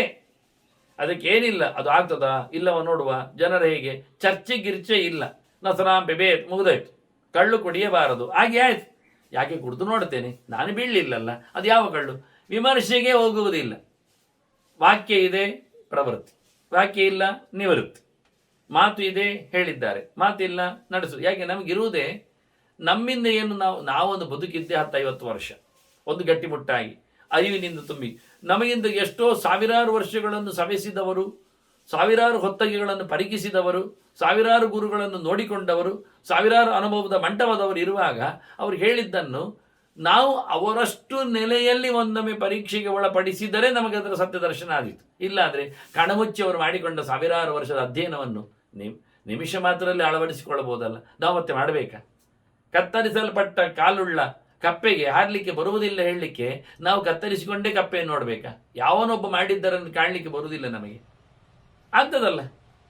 ಅಷ್ಟು ಸಮಯದ ಅಧ್ಯಯನ, ಅಷ್ಟು ಸಮಯದ ಗುರುಗಳ ದರ್ಶನ, ಅಷ್ಟು ಸಮಯದ ಅಭ್ಯಾಸ, ಇವೆಲ್ಲ ಬಹಳ ಸುಲಭವಾಗಿ ನಮಗೆ ಸಿಗುವಾಗ ಅದರ ಬಗ್ಗೆ ಮತ್ತೊಮ್ಮೆ ನಾವು ಶುರುವಿಂದ ಶುರು ಮಾಡಬೇಕಂದ್ರೆ ನಾಚಿಕೆ ಕೆಟ್ಟ ಕೆಲಸ. ಆ ದೃಷ್ಟಿಯಿಂದ ಅದು ಇದನ್ನೆಲ್ಲ ಉಲ್ಲೇಖ ಮಾಡಿದ. ರೂಪವಂತಹ ಗುಣೋಪೇತ ತಥಾ ಅಲುಬ್ಧ ಜಿತಶ್ರಮ. ಆಯಾಸ ಪಡುವುದೇ ಇಲ್ಲ ಅವರು. ದೇಹದಲ್ಲಿ ಎಲ್ಲರಿಗೂ ಆಯಾಸ ಆಗ್ತದೆ. ಕೂತರೂ ಆಗ್ತದೆ, ನಿಂತರೂ ಆಗ್ತದೆ, ಮಾತಾಡಿದ್ರೂ ಆಗ್ತದೆ, ಮಲಗಿದ್ರೂ ಆಗ್ತದೆ, ಉಂಡ್ರೂ ಆಗ್ತದೆ, ಉಪವಾಸ ಕೂತರೂ ಆಗ್ತದೆ. ಯಾರಿಗೆ ಆಯಾಸ ಆಗೋದಿಲ್ಲ ಹೇಳಿ? ತಿಂದ್ರೆ ಆಯಾಸ ಹೋಗ್ತದ? ತಿನ್ನವನು ಆಯಾಸದಲ್ಲಿ ಮಲಗ್ತಾರಲ್ಲ, ಅಲ್ಲ ಮಲಗಿದ್ರೆ ಆಯಾಸ ಹೋಗ್ತದ? ಕೂತರೂ ಆಯಾಸ. ಏನು ಮಾಡಿದ್ರು ಆಯಾಸವನ್ನು ಗೆಲ್ಲಬೇಕು. ಅದು ಮಾಮೂಲಿ ಇದ್ದದ್ದು. ದೇಹವನ್ನು ದುಡಿಸಿಕೊಳ್ಳೇಬೇಕು. ಶ್ರಮ ಆಗ್ತದೆ, ಶ್ರಮ ಆಗ್ತದೆ, ಎಲ್ಲದಕ್ಕೂ ಶ್ರಮ ಆಗ್ತದೆ. ಹೆಜ್ಜೆ ಇಡ್ಲಿಕ್ಕೆ ಶ್ರಮ ಆಗ್ತದೆ, ನಿಂತೇ ಬಿಡುದ? ನಿಲ್ಲಿಕ್ಕೂ ಶ್ರಮ ಆಗ್ತದೆ, ಕೂತೇ ಬಿಡುದ? ಕೂತೇ ಇದ್ದರೆ ಪುಗುಳೆ ಹಾಳಾಗಿ ಹೋಗ್ತದೆ, ಪ್ಯಾಚ್ ಆಗಿರ್ತದೆ. ಅದರಿಂದ ಯಾವುದರಲ್ಲಿಯೂ ಯಾವುದು ನಡೆಯುವುದಿಲ್ಲ ಲೋಕದಲ್ಲಿ. ಆದ್ದರಿಂದ ಗೆಲ್ಲಬೇಕು. ಇಂದ್ರಿಯಗಳನ್ನು ಗೆಲ್ಲುವಾಗಿ ಜಿತೇಂದ್ರಿಯಾ ಅಂತ ಎನ್ನುವುದನ್ನು ಹೇಳುತ್ತಾರೆ ಭೀಷ್ಮರು. ಯಾವುದೆಲ್ಲ ತಪ್ಪುಗಳ ಸರಮಾಲೆಯನ್ನು ಕೊಟ್ಟಿದ್ರು ಅದರ ವಿರುದ್ಧವಾದ ಲಕ್ಷಣ ಇದುವೇ, ಇಷ್ಟೇ. ಅಲ್ಲಿ ಸಂಪ್ರಕೀರ್ಣ ಇಂದ್ರಿಯಗಳಾದರೆ ಇಲ್ಲಿ ಜಿತೇಂದ್ರಿಯರು ಅಷ್ಟೇ. ಅಲ್ಲಿ ಆಲಸಿಗಳಿದ್ರೆ ಇಲ್ಲಿ ಜಿತಶ್ರಮಗಳು. ಯಾವ ಆಯಾಸಕ್ಕೂ ಲೆಕ್ಕಿಸದೆ ಆರಾಮವಾಗಿ ದುಡಿಯುವವರು. ಅಲುಬ್ಧಾಹ, ಮೊದಲೇ ಹೇಳಿದ್ದ ಲುಬ್ಧಾಹ ಅಂತೇಳಿ, ಲೋಭಿಗಳು. ಲೋಭವೇ ಇಲ್ಲ, ಯಾವುದರಲ್ಲಿಯೂ ಗಂಟು ಕಟ್ಟುವ ಆಸೆ ಇಲ್ಲ ಇವರಿಗೆ. ಅಷ್ಟು ತ್ಯಾಗಶೀಲರು. ಯಾರ ದುಡ್ಡಿನ ಬಗ್ಗೆ ಇವರು ಆಗಬೇಕೆನ್ನತಕ್ಕ ದುರಾಸೆ ಇಲ್ಲ. ಅಂತ ಶುದ್ಧವಾದ ಗುಣೋಪೇತ, ಒಳ್ಳೆಯ ಗುಣಗಳುಳ್ಳವರು, ರೂಪವಂತಹ, ಚೆನ್ನಾಗಿದ್ದಾರೆ. ಕ್ರೂರರಾಗಿ ಕರಾಳರಾಗಿಯೂ ಇಲ್ಲ. ದೇಹದ ಚೌಕಟ್ಟಿನಲ್ಲಿ ಅನಟಮಿಯಲ್ಲಿ ಒಂದು ಸೌಂದರ್ಯ ಇದೆ. ಅದು ಗುಣವನ್ನು ಗುರುತಿಸ್ತದೆ. ಆಚಾರ್ಯ ಮದ್ದೂರು ಒಂದು ಕಡೆ ಹೇಳುತ್ತಾರೆ, ಹೆಚ್ಚು ಗುಣ ಇದ್ದವರು ಚೆನ್ನಾಗಿ ಕಾಣುತ್ತಾರೆ ಅಂತ. ರೂಪಕ್ಕೆ ಕಾರಣ ಗುಣ ಅಂತಾರೆ. ಆಂತರದ ಗುಣ, ಅದರ ರಿಫ್ಲೆಕ್ಷನ್ ಬಹಿರ್ರೂಪ ಅಂತಾರೆ. ಹೊರಗೆ ಕಾಣತಕ್ಕ ಚೆಲುವು, ಅನಟಮಿ. ಹಾಗೆ ದ್ರೌಪದಿ ತುಂಬ ಚೆಲವಿದ್ಲು ಹೇಳುವಾಗ ಹೇಳ್ತಾರೆ ತುಂಬ ಗುಣವಂತೆ ಅಂತ ಹೇಳಲಿಕ್ಕೋಸ್ಕರ. ದೇವತೆಗಳಲ್ಲಿ ಹಾಗೆ ಗುಣಗಳು ಹೆಚ್ಚಿದ್ದಾಗೆ ಅವರ ಚೆಲುವು ಜಾಸ್ತಿ ಇರ್ತದೆ, ಅಟ್ರಾಕ್ಟಿವ್ ಪರ್ಸನಾಲಿಟಿ ಇರ್ತದೆ ಎನ್ನುವುದನ್ನು ಹೇಳ್ತಾರೆ. ಯಾಕೆಂದರೆ ಗುಣತ್ವೇನ ಅಂತ. ಅಂತೆ ದೋಷ ಇದ್ದವರಲ್ಲಿ ನೋಡ್ಲಿಕ್ಕೆ ಆಗದ ಅಸಖ್ಯವಾದ ರೂಪ ಇರ್ತದೆ ಅಂತಾರೆ. ಚಂದವೇ ಇರುವುದಿಲ್ಲ, ಕರಾಳವಾಗಿರ್ತಾರೆ. ಎಲ್ಲೋ ಕಣ್ಣು, ಎಲ್ಲೋ ಮೂಗು, ಎಲ್ಲೋ ಬಾಯಿ, ಎಲ್ಲೋ ಕಣ್ಣು, ಯಾವುದೋ ರೀತಿಯಾದ ಸ್ಟ್ರಕ್ಚರ್, ಚಿತ್ರವನ್ನು ಚೆನ್ನಾಗಿ ಮಾಡಲಿಕ್ಕೆ ಬರುತ್ತೆ. ಅದೇ ಕೈಕಾಲು, ಕಣ್ಣು, ಮುಖ, ಮೂಗುಳ್ಳ ಚಿತ್ರವನ್ನು ಅತ್ಯಂತ ಗಲೀಜಾಗಿ ಬ್ರಹ್ಮರಾಕ್ಷಸನಾಗಿ ಕೆತ್ತಕ್ಕೆ ಬರ್ತದೆ. ಹಾಗೆ ಇದನ್ನು ಉಲ್ಲೇಖ ಮಾಡಿದ್ದು ಬಹಳ ಚಂದ ನೋಡಿರ್ಬೋದು. ಎಂತಹ ಶಿಲ್ಪಗಳೆಲ್ಲ ಇರುತ್ತವೆ ಅಂತ. ವಿಕರಾಳವಾದ ಶಿಲ್ಪಗಳು ಇವೆ, ಸುಂದರವಾದ ಶಿಲ್ಪಗಳು ಇವೆ. ಕಲ್ಲಿನಲ್ಲಿ ಕೆತ್ತುವಾಗಲೇ ನಮಗೆ ರೂಪ ಇರತಕ್ಕಂಥದ್ರಲ್ಲಿ ಗುಣ ಉಂಟು ಇಲ್ಲ ಹೇಳಲಿಕ್ಕೆ ಬರ್ತದೆ. ಅದರಲ್ಲಿಯೂ ಸನ್ಮಿತ್ರಾಶ್ಚ ಕೃತಜ್ಞಾಶ್ಚ ಸರ್ವಜ್ಞಾ ಲೋಭವರ್ಜಿತಾ. ಯಾರಲ್ಲಿಯೂ ಲೋಭದ ಆಸೆಯನ್ನು ಹುಟ್ಟಿಸದವರು ಒಂದು ದೃಷ್ಟಿಯಿಂದ. ಆ ರೀತಿಯಾಗಿ ಅವರನ್ನು ಪರಿವರ್ತನೆಗೊಳಿಸುವ ಯೋಗ್ಯತೆ ಉಳ್ಳವರು, ಎಲ್ಲವನ್ನು ಚೆನ್ನಾಗಿ ತಿಳಿದುಕೊಂಡವರು, ಮಾಡಿದ ಉಪಕಾರವನ್ನು ಮರೆಯದವರು, ಒಳ್ಳೆಯ ಮಿತ್ರರು, ಒಳ್ಳೆಯ ಕಾಲದಲ್ಲಿ ಒಳ್ಳೆಯ ರೀತಿಯಿಂದ ತನ್ನವರನ್ನು ಚೆನ್ನಾಗಿ ಕಾಪಾಡುವ ಸಾಮರ್ಥ್ಯವುಳ್ಳವರು, ಮಾಧುರ್ಯ ಗುಣ ಸಂಪನ್ನ, ಎಲ್ಲರಿಗೂ ಬೇಕು ಅಂತ ಕಾಣುವವರು. ಸಿಹಿಯಾದ ಪರ್ಸನಾಲಿಟಿ ಅಂತ, ಮಧುರ ಭಾಷಿ, ಮಧುರ ಲುಕ್, ನೋಡುವಾಗಲೂ ಚಂದವಾಗಿ ನೋಡ್ತಾನೆ, ಕ್ರೂರ ರೋಚನೆ ಇಲ್ಲ, ಕಣ್ಣು ವಾರೆ ಮಾಡುವುದಿಲ್ಲ. ಇನ್ನು ಕೆಳಗೆ ಕಣ್ಣು ಮಾಡಿ ನೋಡುವವರು, ಬೋಳೆ ಕಣ್ಣಲ್ಲಿ ಪರಿಗಿಸುವವರು, ವಾರೆ ನೋಡಿ ಹೋಗುವವರು, ಮೇಲಕ್ಕೆ ನೋಡಿ ನಡೆಯುವವರು, ಇದನ್ನೆಲ್ಲ ಭಾಳ ಚಂದವಾಗಿ ಬೈತಾನೆ ಭೀಷ್ಮ. ಮಾಧುರ್ಯ ಗುಣ ಚಂದ ಇರಬೇಕಯ್ಯ, ಸಿಹಿ ಇರಬೇಕು, ಸ್ವೀಟ್ ಆಗಿ ಕಾಣಬೇಕು ಅಂತಾನೆ. ಒಳ್ಳೆ ಸ್ಮೈಲ್, ಒಳ್ಳೆ ಲುಕ್, ಒಳ್ಳೆ ಮೋರೆ, ಒಳ್ಳೆ ನಡಿಗೆ, ಇದೆಲ್ಲ ಹೇಳ್ತಾನೆ. ಸತ್ಯಸಂಧಾಹ, ಮತ್ತೆ ಸತ್ಯ ಗಟ್ಟಿ ಇರಬೇಕು ಅಂತಾನೆ. ಎಲ್ಲ ಸುಳ್ಳಿನಲ್ಲಿ ಆಟಕ್ಕೋಸ್ಕರ, ನಾಟಕಕ್ಕೋಸ್ಕರ ಮಾಡಿದ ರೂಪ ಬಣ್ಣ ವಿಶೇಷಗಳಿಲ್ಲ ಅಲ್ಲ. ವಾಸ್ತವವಾಗಿ ನೋಡ್ಲಿಕ್ಕೆ ಹೋದ್ರೆ ವ್ಯಾಯಾಮಶೀಲ, ಮತ್ತೆ ಕಟ್ಟವಸ್ತಿನ ಎಕ್ಸಸೈಸ್ ಎಲ್ಲ ಮಾಡ್ಲಿಕ್ಕೆ ಉಂಟು. ಶಾಲೆಯಲ್ಲೆಲ್ಲ ಹೇಳಿಕೊಡ್ತಾರೆ ಎಕ್ಸಸೈಸ್ ಎಂದ್ರಂತೆ ಗೊತ್ತಿಲ್ಲ, ಓಡುವುದೇ ಎಕ್ಸಸೈಸ್ ತಿಳಿತಾರೆ. ಅದಲ್ಲ ನಿಜವಾಗಿ ಸಹಜವಾಗಿ ಕೈಕಾಲುಗಳನ್ನು ನಡೆಸುವ ವ್ಯವಸ್ಥೆಯಲ್ಲಿ ವ್ಯಾಯಾಮಶೀಲ. ಬೇಕಾದ ಒಳ್ಳೆಯ ಗಟ್ಟಿಮುಟ್ಟಾದ ಕೆಲಸಗಳನ್ನು ನಿರಂತರವಾಗಿ ನಿತ್ಯ, ಗಿಡಕ್ಕೆ ನೀರು ಹಾಕುವುದು ಒಂದು ದೊಡ್ಡ ವ್ಯಾಯಾಮ. ನಿಮಗೊಂದು ಕತೆ ಹೇಳಿಬಿಡುತ್ತೇನೆ, ನೋಡಿಕೊಳ್ಳಿ ವ್ಯಾಯಾಮ ಮಾಡುವ ಕತೆ ಹೇಗೆ ಅಂತ. ಈಗ ಒಂದು 10 ಸಾಲಾಗಿ ಒಂದು 2 ಅಡಿ ದೂರದಲ್ಲಿ ಒಂದು 10 ಕಲ್ಲನ್ನು ಇಡುವುದು. ಎಷ್ಟೆಷ್ಟು ಅಡಿ ದೂರದಲ್ಲಿ? 2 ಅಡಿ ದೂರದಲ್ಲಿ 10 ಕಲ್ಲು ಇಟ್ಟಿದ್ದೀರಾ, ಸರಿ. ನಿಮ್ಮ ಪಕ್ಕದ ಕಲ್ಲು 2 ಅಡಿಯಲ್ಲಿ ಇದೆ ಅಲ್ವಾ? ಇನ್ನು 20 ಅಡಿಯಲ್ಲಿ ಇನ್ನೊಂದು 10ನೇ ಕಲ್ಲಿದೆ, ಸರಿ ತಾನೆ? ನಿಮ್ಮ ಪಕ್ಕದ ಕಲ್ಲಿನ 2 ಅಡಿ ಹತ್ತಿರದಲ್ಲೇ ನಿಮ್ಮ ಪಕ್ಕದಲ್ಲೇ ಒಂದು ಡಬ್ಬಿ ಇಡಿ. ಆ 10 ಕಲ್ಲನ್ನು ನೀವು ತಂದು ಹಾಕಬೇಕು, ಒಂದೊಂದೇ ಕಲ್ಲು ಎತ್ತಿ ಹಾಕಬೇಕು. ಇದು ನಿಮಗೆ ಕೆಲಸ. ನಿಮ್ಮ ಪಕ್ಕದಲ್ಲಿ ಮಗದೊಬ್ಬನನ್ನು ನಿಲ್ಲಿಸಿ. ನಾನು ಉತ್ತರ ಕೊಡೋದಿಲ್ಲ ಇವತ್ತು, ನಿಮಗೆ ಪ್ರಯೋಗ ಮಾತ್ರ ಹೇಳ್ತೇನೆ. ನಿಮ್ಮ ಪಕ್ಕದಲ್ಲಿ ಮಗದೊಬ್ಬನನ್ನು ನಿಲ್ಲಿಸಿ. ಬೇಕಾದರೆ ನಿಮ್ಮ ಮಗನನ್ನೋ ಮಗಳನ್ನೋ ಅಥವಾ ನಿಮ್ಮ ಮಿತ್ರರನ್ನೋ ಅಥವಾ ನಿಮ್ಮ ಹೆಂಡತಿಯನ್ನು ಗಂಡನನ್ನು ಯಾರನ್ನಾಗಲಿ ಪಕ್ಕದಲ್ಲಿ ನಿಮ್ಮಲ್ಲಿ ನಿಲ್ಲಿಸಿ. ಅವರ ಪಕ್ಕದಲ್ಲಿ ಒಂದು ಡಬ್ಬಿ ಇಡಿ. ಅವರ ಎದುರಲ್ಲಿ ಒಂದು 10 ಕಲ್ಲನ್ನು ಇಡಿ. ಇದೇ ರೀತಿಯಾಗಿ 2 ಅಡಿ ದೂರದಲ್ಲಿ 10 ಕಲ್ಲು. ಈಗ ನೀವಿಬ್ಬರು ಏನು ಮಾಡಲಿಕ್ಕೆ ಗೊತ್ತಾ? ಅದು ಎಲ್ಲ ಕಲ್ಲುಗಳನ್ನು ಡಬ್ಬಿಯಲ್ಲಿ ತಂದು ಹಾಕಬೇಕು. ಓಡಿಕೊಂಡೇ ಹಾಕಿ, ಪರವಾಗಿಲ್ಲ, ನಮಗೇನು ಸಮಸ್ಯೆ ಇಲ್ಲ. ಆದರೆ ಪ್ರತಿಯೊಂದು ಕಲ್ಲನ್ನು ಒಮ್ಮೆ ಒಂದು ತಂದು ಹಾಕ್ಲಿಕ್ಕೆ, ಎಲ್ಲ ಒಟ್ಟು ಗೋರಿ ತರಬಾರದು. ಒಂದು ಹಾಕಿದ ನಂತರ ಇನ್ನೊಂದು ಹೋಗಿ ತರಬೇಕು, ಮತ್ತೊಂದು ಹೋಗಿ ತರಬೇಕು. ಆಗ ಇದರಲ್ಲಿ ನಾನು ನಿಮಗೊಂದು ಸಬ್ಜೆಕ್ಟ್ ಹೇಳುತ್ತೇನೆ. ಏನು ಕೇಳಿದರೆ, ಇದರಲ್ಲಿ ಯಾರು ಫಸ್ಟ್ ಬರ್ತಾರೆ ಅಂತ. ಯಾರು ಫಸ್ಟ್ ಬರ್ತಾರೆ ಅಂದರೆ, ನೀವು ನಿಮ್ಮ ಮೊದಲ ಕಲ್ಲನ್ನು ನಿಮ್ಮ ಪಕ್ಕದ ಕೈಯಿಂದ ತೆಗೆದು ನೀವು ಹಾಕಿದರೆ ನೀವು ಸೋಲ್ತೀರಿ. ಅದರ ಬದಲಿಗೆ ನೀವು 10ನೇ ಕಲ್ಲನ್ನು ಮೊದಲು ಹಾಕಲಿಕ್ಕೆ ಶುರು ಮಾಡಬೇಕು. 10ನೇ ಕಲ್ಲು ಮೊದಲು ಹಾಕಿ, 9ನೇ ಕಲ್ಲು ಮತ್ತೆ ಹಾಕಿ, 8ನೇ ಕಲ್ಲು ಕೊನೆಗೆ ಹಾಕಿ, ಹೀಗೆ ಹಿಂಬದಿಯಿಂದ ಮುಂಬದಿಗೆ ತಂದು ಹಾಕಿ. ಇನ್ನೊಬ್ಬ 1ನೇ ಕಲ್ಲು ಹಾಕಲಿ, 2ನೇ ಕಲ್ಲು ಹಾಕಲಿ, 3ನೇ ಕಲ್ಲು ಹಾಕಲಿ, ಅವನು 10ನೇ ಕಲ್ಲು ಕೊನೆಗೆ ಹಾಕಲಿ. ಇದರಲ್ಲಿ ಯಾರು ವಿನ್ನು ನೋಡಿ. ನೀನು 10ನೇ ಕಲ್ಲು ಕೊನೆಗೆ ಹಾಕಿದವ ವಿನ್ ಆಗ್ತಾನೋ, 10ನೇ ಕಲ್ಲು ಮೊದಲು ಹಾಕಿದವ ವಿನ್ ಆಗ್ತಾನೋ ನೋಡಿ. ಖಾಲಿ ಟ್ರಿಕ್ಸ್ ಇದು. ಪ್ರಯೋಗದಲ್ಲಿ ಒಂದು ವೈಚಿತ್ರ್ಯ. ಇದನ್ನೇ ಅವರು ಹೇಳ್ತಾ ಇರೋದು ವ್ಯಾಯಾಮಶೀಲಾಹ ಅಂತ. ಇದೊಂದು ರೀತಿಯ ವ್ಯಾಯಾಮ. ಇದೆಲ್ಲ ಕೆಳಗೆ ಹಾರಲಿಕ್ಕೆ ನಿಮಗೆ ಬರ್ತದೆ, ಮೇಲೆ ಹಾರ್ತಾ ಕೂತ್ಕೊಳ್ಳಿ. ಜಗಲಿಯಿಂದ ಕೆಳಗೆ ಹಾರ್ತೀರಿ ನೀವು, ಸಂತೋಷ. 1-2 ಮೆಟ್ಟಲು ಹಾರ್ತೀರಿ ಇಟ್ಕೊಳ್ಳುವ. ನೀವು 1-2 ಮೆಟ್ಟಲಿಂದ ಮೇಲೆ ಹಾರಿ. ದಿನ ಕೆಳಗೆ ಹಾರಬೇಡಿ, ಕೆಳಗೆ ನಡ್ಕೊಂಡು ಹೋಗಿ ಮೇಲಕ್ಕೆ ಹಾರಿಕೊಂಡು ಬನ್ನಿ. ಇಂಥ ವ್ಯಾಯಾಮಶೀಲ ಮಾಡಿದರೆ ನಿಮ್ಮಲ್ಲಿ ಲಾಘವ ಬರ್ತದೆ, ಹಗೂರ ಆಗ್ತದೆ ಮೈ. ಆದ್ರಿಂದ ಇವತ್ತು ತೆಂಗಿನ ಮರ ಹತ್ತುವ ಸಾಧನಗಳೆಲ್ಲ ಬಂದದ್ದು, ಭಾರಿ ಖುಷಿ. ಅದರಲ್ಲಿ ದಿನ ಹತ್ತಿ ಒಂದು ತೆಂಗಿನಕಾಯಿ ಕೊಯ್ದು ಕೆಳಗೆ ಬರೋದು. ದಿನ ಪೂಜೆಗೆ ಅದರಲ್ಲಿ ಕೊಯ್ದು ಬಂದರೆ ಒಳ್ಳೆ ಲಾಘವ, ದೇಹದ ಮೇಲೆ ಅವನಿಗೆ ಒಳ್ಳೆ ಪ್ರಭುತ್ವ ಸಂಪಾದನೆ ಆಗ್ತದೆ. ಕೇವಲ ವ್ಯಾಯಾಮ ಎನ್ನುವುದು ಹತ್ತುವುದು ಇಳಿಯುವುದರಲ್ಲಿ ಮಾತ್ರ ಅಲ್ಲ, ಈಜುವುದರಲ್ಲಿಯೂ ಆಗ್ತದೆ. ಚೆನ್ನಾಗಿ ಒಂದು 10 ನಿಮಿಷ ಈಜಿದ್ರು ಮನುಷ್ಯ ಒಳ್ಳೆ ವ್ಯಾಯಾಮಶೀಲನಾಗ್ತಾನೆ. ಈಜಬೇಕಾದ್ರೆ ದೊಡ್ಡ ಒಂದು ಜಲಾಶಯ ಬೇಕು. ಅದರಲ್ಲಿ ಪುಣ್ಯಾತ್ಮ ಮುಳುಗಿ ಬರುವ ಲೆಕ್ಕದಲ್ಲಿ ಒಳ್ಳೆ ಪುಣ್ಯವೂ ಬರ್ತದೆ. ಸರ್ವ ಇಂದ್ರಿಯಗಳು ನೀರಿನಲ್ಲಿ ತೋಯಿಸಲ್ಪಡುವ ರೀತಿಯಲ್ಲಿ, ನೆನೆಯಿಸಲ್ಪಡುವ ರೀತಿಯಲ್ಲಿ, ನೆನೆಸುವ, ಮುಳುಗಿಸುವ. ಅಂದರೆ ದೋಸೆ ಮಾಡೋದು ಒಂದು ಬಗೆ, ಎಣ್ಣೆಯ ತವರಿನ ಮೇಲೆ. ಈಗ ನಾನ್ ಸ್ಟಿಕ್ ಎಲ್ಲ ಬಂದಿದೆ. ಪೋಡಿಯನ್ನು ಬಿಟ್ಟು ಅಥವಾ ಬಿಸ್ಕುಟನ್ನು ತೆಗೆದು ಎಣ್ಣೆಯಲ್ಲಿ ಮುಳುಗಿಸಿ ತೆಗೆಯುವ ಬಗೆ ಬೇಗೆ. ಎಣ್ಣೆಯಲ್ಲಿ ಮುಳುಗಿಸಿ ತೆಗೆದ ಬಿಸ್ಕುಟಿನ ಟೇಸ್ಟ್ ಹೇಗೆ, ದೋಸೆ ಮಾಡಿದ ಉದ್ದಿನ ಟೇಸ್ಟ್ ಹೇಗೆ ನೋಡಿ, ಡಿಫರೆನ್ಸ್. ಯಾವುದನ್ನು ಲೈಕ್ ಮಾಡ್ತಾರೆ ಜನ? ಮುಳುಗಿಸಿ ತೆಗೆದ ಎಣ್ಣೆಯಲ್ಲಿ ಬಂದ ಬಿಸ್ಕುಟನ್ನು ಸುಮಾರು ತಿಂತಾರೆ. ಸತ್ತವನಿಗೆ ಬೇಕದು, ಇದ್ದವನಿಗೆ ಬೇಕು. ಈ ದೋಸೆ ಯಾರಿಗೆ ಬೇಕು ಕೇಳ್ತಾರೆ. ಅದರ ಎದುರು 2 ಉದ್ದಿನದ್ದೇ ಡಿಶ್. ಆದರೆ ಮುಳುಗಿಸಿ ತೆಗೆದಾಗ ಅಂದರೆ ನೀವು ಮುಳುಗಿ ಹೇಳಿರಿ, ಮೇಲೆ ಬಾತ್ರೂಮಲ್ಲಿ ಸ್ನಾನ ಮಾಡಿ ಬರಬೇಡ್ರಿ ಅಂತ ನನ್ನ ವಾಕ್ಯ ಅಷ್ಟೇ. ಇದು ವ್ಯಾಯಾಮಶೀಲ ಹೇಳಿದ್ರು. ವ್ಯಾಯಾಮ ಹೇಗಾಗ್ತದೆ ನೋಡಿಕೊಳ್ಳಿ, ಮುಳುಗಿ ನೋಡಿ. ಸತತ ಇದು ವರ್ಷಕ್ಕೊಮ್ಮೆ ಮಾಡುವುದಲ್ಲ. ಹಬ್ಬ ಬಂದಾಗ ಅಥವಾ ಸಂಕ್ರಾಂತಿ ಬಂದಾಗ ಸಮುದ್ರಕ್ಕೆ ಓಡಿ ಬಂದು ಅಪ್ಪ ಸತ್ತಾಗ ಅಮ್ಮ ಸತ್ತಾಗ ಮಾಡುವ ಕಥೆ ಎಲ್ಲ ಇದು. ವ್ಯಾಯಾಮಶೀಲ ಸತತ ಭೃತ್ಯಪುತ್ರ. ದೊಡ್ಡ ವಿಷಯ.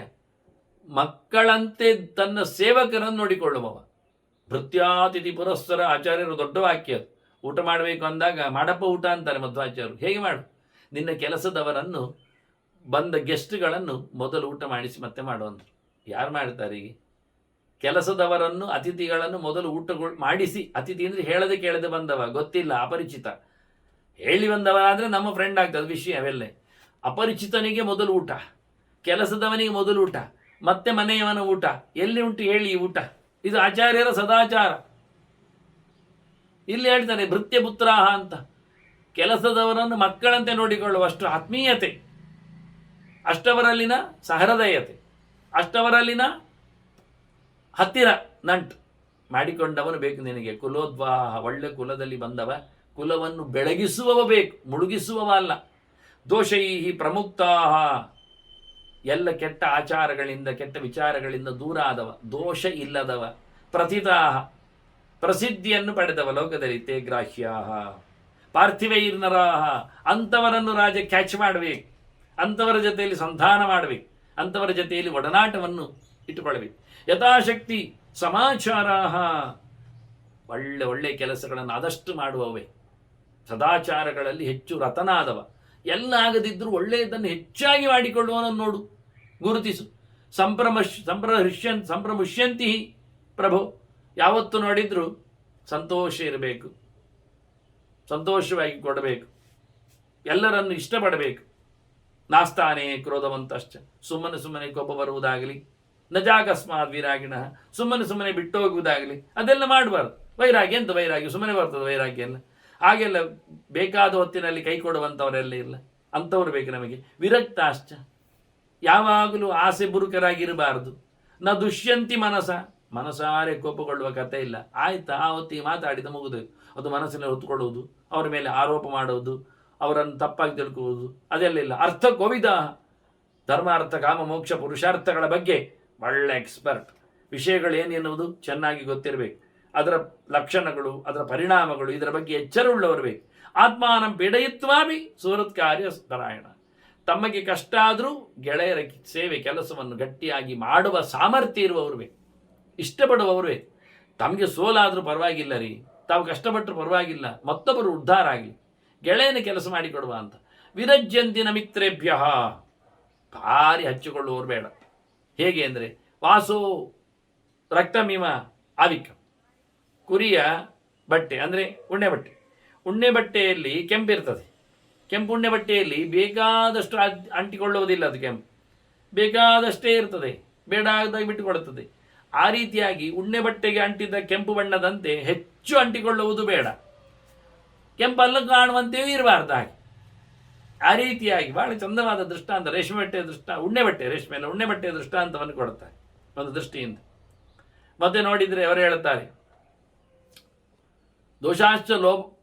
ದೋಷಾಂಶ್ಚ ಲೋಭ ಮೋಹಾದೀನ್ ಅರ್ಥೇಶು ಯುವತೀಶು ಚ ನ ದರ್ಶಯಂತ್, ತಪ್ಪುಗಳನ್ನು ಹೆಚ್ಚು ತೋರಿಸದೇ ಇರುವವ ಅದನ್ನೇ ಹೇಳಿಕೊಂಡು ತಿರುಗುವಾಗಬಾರದು.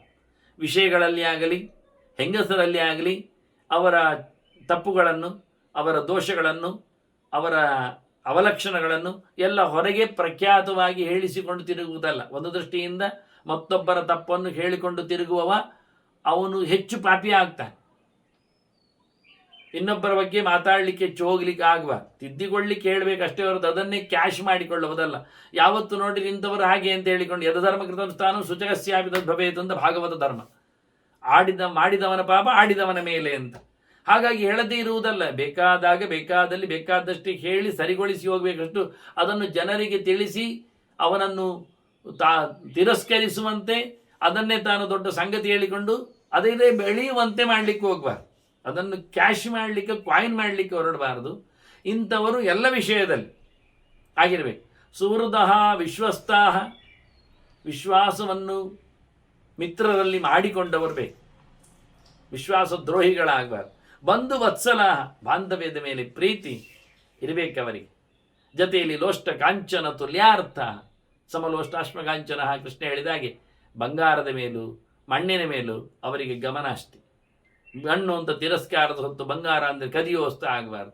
ಎಲ್ಲವನ್ನು ಸಮಾನವಾಗಿ ನೋಡಿಕೊಳ್ಳುವವ, ಎಂತಹ ದ್ರವ್ಯಗಳ ಮೇಲೂ ಆಸೆ ಇರದೆ ಅಂತಹ ಒಂದು ವೈರಾಗ್ಯ, ಅಷ್ಟೇ ಒಂದು ರೀತಿಯಾದ ಬ್ಯಾಲೆನ್ಸಿಂಗ್ ಮೈಂಡ್ ಬರುವಾಗಿದ್ದರೆ ಸುವರ್ಸು ಅಶಟ ಬುದ್ಧಯ, ಮಿತ್ರರು ಯಾವತ್ತು ಮೋಸ ಮಾಡುವ ಬುದ್ಧಿ ಇಲ್ಲದವರು ರಾಜನಿಗೆ ಬೇಕಾಗ್ತದೆ ಅಂತ. ಚರಂತಿ, ಒಂದು ದೃಷ್ಟಿಯಿಂದ ಅವರು ಹೇಳುವಾಗ ಅನಭಿಮಾನ, ಸ್ವಾಭಿಮಾನ, ದುರಭಿಮಾನ, ಓವರ್ ಇಗೋ ಇವೆಲ್ಲ ಯಾವುದು ಇಲ್ಲದೆ ಕೆಲಸಕ್ಕೆ ಬಂದಾಗ ಒಳ್ಳೆ ರೀತಿಯಿಂದ ಹತ್ತಿರದಲ್ಲಿ ಪ್ರೀತಿಯಿಂದ ತಾನು ದೊಡ್ಡ ಜನ ಅಂತ ಮಾಡಿಕೊಳ್ಳದೆ ಇರುವವರು ಒಳ್ಳೆಯವರು. ಅದರಂತೆ ನಿಸೃಷ್ಟಾಸ್ಥ ವಿಭೂಷಣ, ದಾನ ಮಾಡಿಯೇ ಮೆರೆದವರು. ನಾನು ಹೇಳ್ತಾರಲ್ಲ ಯಾವುದರಲ್ಲಿ ಅಂತ, ಕೈಯಲ್ಲಿ ದಾನ ಕೊಟ್ರೇನೆ ಹಾಕಿದ ಕೈಯೂರಕ್ಕೆ ಒಂದು ಶೋಭೆ ಅಂತ. ಒಂಕಿ, ಒಡ್ಯಾಣ, ಮತ್ತೆ ಕಟಿಬಂಧ, ಗ್ರೈವೇಯ, ಕಿರೀಟ, ಹಾರ, ನೂಪುರ ಇವೆಲ್ಲ ಹಾಕೊಂಡು ಬಂದಿದ್ದಾನೆ. ಕೊಡುವಾಗ ಕೈಯಲ್ಲಿ ಬಂದದ್ದು ಕಾಸು ನೋಡಿದರೆ ಚಿಕ್ಕ ಕಾಸು, ಪ್ರಯೋಜನ ಆಗಲಿಲ್ಲ. ಹಾಕಿರುವ ಮೈಯಲ್ಲಿರತಕ್ಕ ಆಭರಣಗಳು ಅವನ ಶ್ರೀಮಂತಿಗೆಯನ್ನು ಹೇಳುವಾಗ ಅವನು ಕೊಟ್ಟ ಪಾವಲಿಯನ್ನು, ಅವನ ದಟ್ಟ ದಾರಿದ್ರ್ಯತನವನ್ನು, ಜಿಪುಣತನವನ್ನು ಉದ್ಧಾರ ಮಾಡಿ ತೋರಿಸ್ತದೆ, ಎತ್ತಿ ಹೇಳುತ್ತಾ ಇದೆ. ಹಾಗಿರಬಾರದು. ದಾನ ಕೊಟ್ಟೆ ಅವನು ಭೂಷಣ ವಿಭೂಷಣ ಮೆರೆದವನು ಅಲಂಕೃತನೂ ಆಗಲಿ. ದಾನ ಸೊತ್ತು ಅವನ ಕೈಗೆ ಸಿಕ್ಕಿದ ಹಾಗೆ ಅಂತ ಅರ್ಥ. ಕೊಟ್ಟದ್ದು ತನಗೆ, ಬಚ್ಚಿಟ್ಟದ್ದು ಪರರಿಗೆ ಅಲ್ವ ತಾನೆ? ಕೊಟ್ಟದ್ದು ಬಡ್ಡಿಯಾಗಿ ಹೆಚ್ಚಾಗಿ ಪುಣ್ಯವಾಗಿ ಜನ್ಮಾಂತರದಲ್ಲಿ ಮತ್ತಷ್ಟು ಸಿಗ್ತದೆ. ಕೊಡದೆ ನುಂಗಿಯಾಗಿ ಸ್ವಾರ್ಥಿಯಾಗಿ ನಿಂತರೆ ಇನ್ನು ಜನ್ಮದಲ್ಲಿ ದೇವರು ಏನು ಸಿಗಲಾರದಂತೆ ಮಾಡ್ತಾನೆ ಕರ್ಮ. ಹಾಗೆ ಅಂಥವರು ಬೇಕು ಅಂತಾನೆ. ಸಂಗ್ರಣ್ಣಂತ ಪರಿಜನಂ, ಸ್ವಾಮ್ಯರ್ಥ ಒಂದು ದೃಷ್ಟಿಯಿಂದ ಪರಮಃ ಸದಾ ಸಂಗ್ರಣ್ಣಂತಹ ಪರಿಜನಂ, ತನ್ನ ಜನರನ್ನಾದಷ್ಟು ಕ್ಯಾಚ್ ಮಾಡಲಿಕ್ಕೆ ನೋಡ್ಬೇಕು, ಒಟ್ಟು ಮಾಡಲಿಕ್ಕೆ ನೋಡ್ಬೇಕು, ಬೇರ್ಪಡಿಸ್ಲಿಕ್ಕಲ್ಲ, ಒಡಿಲಿಕ್ಕಲ್ಲ. ಶುದ್ಧವಾಗಿ ಪರಿವಾರದವರ ಮೇಲೆ ಪ್ರೀತಿ ವಿಶ್ವಾಸದಿಂದ ಅವರ ಜೊತೆಯಲ್ಲಿ ಇರುವಂತೆ, ಇದೊಂದು ಸಂಘಜೀವಿಯಾಗಿ ಬರುವ ಹಾಗೆ. ಜೊತೆಯಲ್ಲಿ ಸ್ವಾಮ್ಯರ್ಥ ಪರಮಃ, ತನ್ನನ್ನು ನೆಚ್ಚಿ ಬಂದ, ತನ್ನನ್ನು ಇಷ್ಟಪಟ್ಟ, ತನ್ನನ್ನು ಇಟ್ಟುಕೊಂಡ ಮಾಲೀಕನ ಮೇಲೆ, ದೊರೆಯ ಮೇಲೆ, ರಾಜನ ಮೇಲೆ ಒಳ್ಳೆ ರೀತಿಯಾದ ಅಭಿಮಾನ, ಹೆಚ್ಚಿನ ಅಭಿಮಾನ, ಉತ್ತಮ ಒಟ್ಟಿನತ್ತು ಇರಬೇಕು. ಹಾಗೆ ದಿನನಿತ್ಯ ಇದ್ದರೆ, ಯಾವತ್ತಿದ್ದರೆ ಅಂತಹ ಒಳ್ಳೆಯವನು ನಮಗೆ ಬೇಕೇ ಬೇಕು. ಸತ್ವವಂತಹ ಜಿತಕ್ರೋಧ, ಆ ದೃಷ್ಟಿಯಿಂದ ಬಲವಂತಹ ರಣೇಸದ, ಯುದ್ಧದಲ್ಲಿ ಶೌರ್ಯ, ಸತ್ಯನಿಷ್ಠೆ, ಮಾತು ತಪ್ಪದೇ ಇರುವಂಥದ್ದು, ಜೊತೆಯಲ್ಲಿ ಸಿಟ್ಟಾಗದೆ ಒಳ್ಳೆ ಶುದ್ಧವಾದ ಮನಸ್ಸುಳ್ಳವರು ನಿಜವಾಗಿ ಬೇಕು. ಒಟ್ಟಾರೆ ಹೇಳುವುದಾದರೆ ಆತ್ಮಶೀಲ ಗುಣೋಪೇತಾಹ ಅಂತ ಅರ್ಥ. ಜೀವನಿಗೆ ಹೇಳಿದ ಧರ್ಮ ಅವನಲ್ಲಿ ಬರಬೇಕು. ಮನುಷ್ಯ ಧರ್ಮದಲ್ಲಿ ಪರಮೋಚ್ಚವಾದ ಸ್ಥಾನ ಪಡೆದವನಾಗಬೇಕು. ದೇಹ ಹೇಗುಂಟು ಅದನ್ನು ದುಡಿಸಿಕೊಳ್ಳುವಲ್ಲಿ ಅತ್ಯಂತ ಯಶಸ್ವಿಯಾಗಿ ಬರಬೇಕು. ಮನಸ್ಸು ಇದ್ದವನು ಅಂತ ಜನ ಹೇಳಿಕೊಳ್ಳುವ ಹಾಗೆ ಅವನು ಕ್ರಿಯಾಶೀಲನೇ ಇರಬೇಕು. ನೋಡಿ ಆತ್ಮಶಬ್ದ ಎಷ್ಟಾರ್ಥ ನೋಡಿ. ದೇವರು ಮೆಚ್ಚುವಂಥವನಿದ್ದರೆ ಮುಗಿದೋಯ್ತು. ದೇವರು ಮೆಚ್ಚಬೇಕು, ಜನ ಒಪ್ಪಬೇಕು, ಅವನ ಜೀವಕ್ಕೆ, ಅವನ ಉದ್ಧಾರಕ್ಕೆ ಅವನ ಕಾರಣ ಆಗಬೇಕು, ಅವನ ದೇಹಕ್ಕೆ ಅದು ಹೇಳಿಸಿದ್ದಾಗಬೇಕು, ಅವನ ಮನಸ್ಸು ಒಪ್ಪಿ ಮಾಡಬೇಕು. ಇದಕ್ಕಿಂತ ಹೆಚ್ಚಿನದ್ದೇನು ಬೇಕು ಹೇಳ್ತಾನೆ. ಇಂಥವನನ್ನು ಒಟ್ಟು ಮಾಡಿ ಅಯ್ಯ, ಒಟ್ಟು ಮಾಡಿದರೆ ನಿನ್ನ ಬೆಳಕು, ನಿನ್ನ ಕೀರ್ತಿ, ನಿನ್ನ ರಾಜ್ಯ ಎಷ್ಟು ಅದ್ಭುತವಾಗುತ್ತೆ ನೋಡು. ಅದರ ಒಂದು, ಯಾವ ಕಾಲದಲ್ಲಿಯೂ ಕೃತಜ್ಞರ ಜೊತೆಯಲ್ಲಿ, ಮಿತ್ರದ್ರೋಹಿಗಳ ಜೊತೆಯಲ್ಲಿ ನೀನು ಒಟ್ಟು ಸೇರ್ಲಿಕ್ಕೆ ಹೋಗಬೇಡ ಅಂತ ಮತ್ತೊಮ್ಮೆ ಎಚ್ಚರಿಕೆ ಕೊಟ್ಟು ಭೀಷ್ಮರು ಸೇರಬೇಕಾದವರ, ಬಿಡಬೇಕಾದವರ ಬಹಳ ದೊಡ್ಡ ಮಟ್ಟಿನ ಧರ್ಮನಿಷ್ಠರ ಅಧರ್ಮಿಗಳ ಪಟ್ಟಿಯನ್ನೇ ಕೊಟ್ಟಿದ್ದಾರೆ. ಆ ದೃಷ್ಟಿಯಿಂದ ಬಹಳ ಚಂದವಾದಂಥ ಧರ್ಮರಾಜನ ಪ್ರಶ್ನೆ. ಆದರೆ ಭೀಷ್ಮರು ಹೇಳುವಾಗ ಒಂದು ಮಾತು ಗಟ್ಟಿ ಹೇಳಿಬಿಟ್ರು, ಕೃತಜ್ಞರು ಮಿತ್ರದ್ರೋಹಿಗಳು ಅಂತ. ಅದು ಚೆನ್ನಾಗಿ ನಾಟಿದೆ ಧರ್ಮರಾಜನಿಗೆ. ಹಾಗಾಗಿ ಧರ್ಮರಾಜ ಮುಂದಿನ ಪ್ರಶ್ನೆ ಅದನ್ನೇ ಇಟ್ಟುಕೊಂಡು ಭೀಷ್ಮರಲ್ಲಿ ಮತ್ತೆ ಚಿಂತನೆಯನ್ನು ಮತ್ತೊಮ್ಮೆ ಪರಿಗಿಸುವಂತೆ, ಅದನ್ನು ವಿಸ್ತರಿಸುವಂತೆ ಮಾಡ್ತಾನೆ. ಅದರ ಮತ್ತೆ ಚಿಂತನೆ ಕೇಳುವ ವಂದನೆಗಳೊಂದಿಗೆ ಶ್ರೀಕೃಷ್ಣ ನಾರಾಯಣ ನಾರಾಯಣ.